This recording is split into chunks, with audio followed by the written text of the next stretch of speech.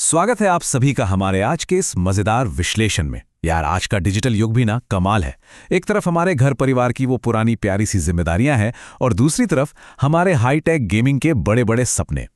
आज हम ठीक इसी डेली लाइफ को डिकोड करने वाले हैं, एक बेहद पॉपुलर क्रिएटर के नजरिए से।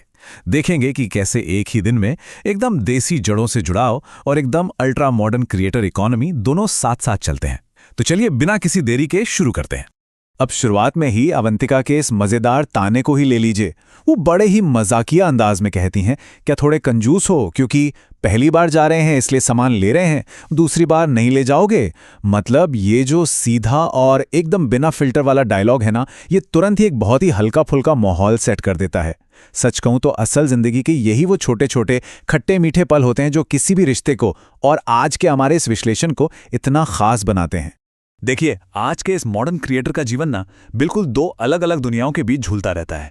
एक तरफ है हमारा साइड ए, यानी एकदम टिपिकल देसी परंपराएं, नानी के घर जाना, बढ़िया सी दुकान ढूंढकर रिश्तेदारों के लिए ढेर सारी मिठाइयां पैक कराना, ताजे कच्चे आम तोड़ना। और वहीं कट टू साइड बी, जहां मर्सिडीज जैसी लग्जरी गाड़ियां खड़ी हैं, 85 इंच के विशाल टीवी लगे हैं और रात रात भर प्लेस्टेशन 5 पर गेमिंग सेशंस चल रहे हैं।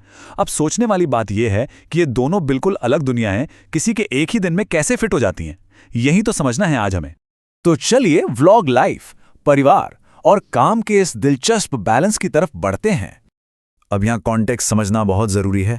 देखिए, शादी को पूरे 5 महीने बीत चुके हैं, लेकिन रोजाना व्लॉगिंग का वो जो टाइट शेड्यूल होता है ना, और हर दिन नया कंटेंट देने का जो प्रेशर है, उसकी वजह से क्रिएटर अब तक अपनी पत्नी के रिश्तेदारों से मिल ही नहीं पाए थे। फुर्सत ही नहीं थी। इसलिए आज जब वो फाइनली अवंतिका की नानी और ताई जी के घर जा रहे हैं, तो भाई ये कोई आम ट्रिप नहीं है, ये उनके लिए एक बहुत बड़ा माइलस्टोन है। और इस सफर की शुरुआत भी कम मजेदार नहीं होती। मर्सिडीज चला रही हैं अवंतिका, और ड्राइविंग को लेकर उनका अपना ही एक अलग कमाल का लॉजिक है। उनका मानना है कि गाड़ी हमेशा पहले थोड़ी आगे करनी चाहिए, फिर बैक करनी चाहिए, भले ही सामने कितनी भी जगह क्यों ना हो। है ना बिल्कुल देसी जुगाड़ वाली सोच। रास्ते में पुरानी यादें भी ताज़ा होती हैं। वो एक पुरानी नहर दिखाती हैं जहां बचपन में उनका एक्सीडेंट हुआ था। खैर, पुरानी यादों से होते हुए ये सफ़र फाइनली एक मिठाई की दुकान पर रुकता है, जहां रिश्तेदारों के लिए ढेर सारी मिठाइयां और फल पैक कराए जाते हैं। अब इसी सफर के बीच एक बहुत ही इंटरेस्टिंग बात निकल कर आती है कि कैसे आजकल गाड़ियां सिर्फ गाड़ियां नहीं रहीं, बल्कि कंटेंट एसेट्स बन गई हैं। असल में एक क्रिएटर अपनी मर्सिडीज को सिर्फ एक लग्जरी गाड़ी की तरह नहीं देखता। उनके लिए वो एक कंटेंट जनरेटिंग एसेट है, मतलब पैसों की रिकवरी का एक सॉलिड जरिया। उनका विजन एकदम क्लियर है। कार की डिलीवरी का वीडियो बनाओ, उस पर नया पेंट कराओ तो वीडियो, टायर बदलवाओ तो वीडियो, यहां तक कि कार सफेद से पीली कर दो या उसे पहाड़ों पर ले जाओ, लिटरली हर एक चीज उनके लिए कंटेंट है। और मजे की बात यह है कि इन वीडियोस पर आने वाले व्यूज ही उस कार की पूरी कीमत धीरे धीरे वसूल करवा देते हैं। इसे कहते हैं स्मार्ट इन्वेस्टमेंट। लेकिन यहीं पर अवंतिका का वो हाजिर जवाबी वाला डायलॉग आता है जो एकदम सटीक बैठता है। वो बड़ी ही मासूमियत से याद दिलाती हैं कि भाई कार पर किए गए खर्च की तो वीडियो से रिकवरी हो जाएगी, लेकिन ये जो इतनी सारी मिठाइयां खरीद रहे हैं उनकी क्या रिकवरी है? मिठाई तो बस खा ली जाएगी और फिर आप सिर्फ खर्चे गिनते रह जाओगे। मतलब ये कितना मजेदार और रियल एग्जाम्पल है कि क्रिएटर का दिमाग हमेशा रिटर्न ऑन इन्वेस्टमेंट यानी ROI के इर्द गिर्द कैसे घूमता रहता है। खैर, ROI और कंटेंट की दुनिया से थोड़ा ब्रेक लेते हैं और चलते हैं नानी के घर की उस प्यारी सी नॉस्टैल्जिया वाली फीलिंग की तरफ। जैसे ही ये लोग गांव पहुंचते हैं ना, स्वागत एकदम उसी पुराने ट्रेडिशनल तरीके से होता है। प्रॉपर आरती उतारकर ऐसा फील कराया जाता है जैसे सच में घर में राम आए हों। वहां आंगन में आम के पेड़ हैं और क्रिएटर खुद पेड़ पर चढ़कर ताजे कच्चे आम तोड़ते हैं, जिसकी फिर बढ़िया सी कच्ची कैरी बनती है। सच बताऊं तो ये वही पल हैं जो हमें सीधा हमारे बचपन की उन गर्मियों की छुट्टियों में ले जाते हैं। वो स्कूल बंद होते ही नानी के घर भागना और नाना नानी का वो बेशुमार लाड़ प्यार, बिल्कुल वही वाली वाइब। लेकिन नानी के घर की इस सादगी से लौटकर घर पर जो इंतजार कर रहा था, वो था एक अल्टीमेट गेमिंग स्टूडियो। जी हाँ, घर वापस आते ही स्वागत होता है एक बिल्कुल नए शानदार पर्सनल स्टूडियो सेटअप से। और भाई, इसके स्पेसिफिकेशन सुनकर तो आप हैरान रह जाएंगे।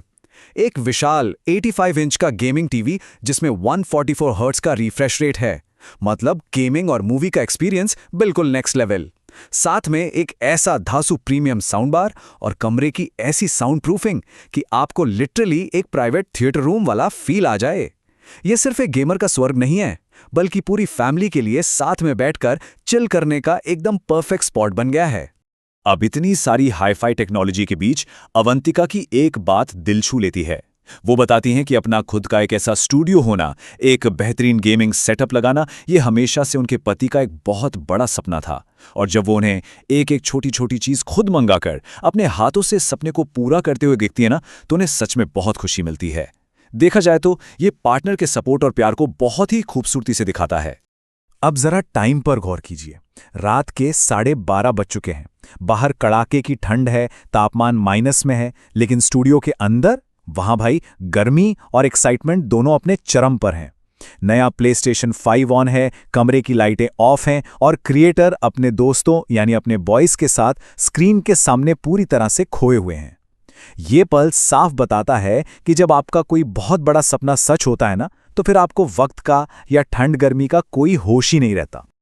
और इसी दीवानगी के बीच आता है हमारा फाइनल वर्डिक्ट, वो सवाल जो शायद हर गेमर की पत्नी पूछना चाहती है, टीवी या बीवी?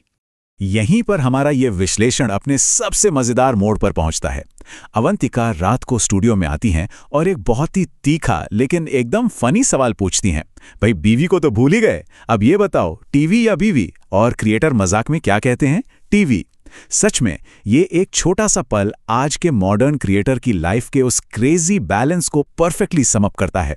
एक तरफ पारिवारिक रिश्ते हैं, नानी के घर की कच्ची कैरी है, और दूसरी तरफ काम, कंटेंट और रात के 1 बजे तक चलने वाला प्लेस्टेशन का जुनून है। तो आप खुद सोचिए, इस डिजिटल दौर की इस भागदौड़ को हम कैसे देखें? क्या वाकई हमारे ये नए गैजेट्स और सपनों के सेटअप हमें समय और दुनिया भुला देते हैं, या फिर यही आज की नई नॉर्मल लाइफ है? इस सवाल के साथ आज का ये विश्लेषण हम यहीं खत्म करते हैं। जुड़ने के लिए बहुत बहुत शुक्रिया। अगली बार फिर मिलेंगे एक और ऐसे ही दिलचस्प विषय के साथ।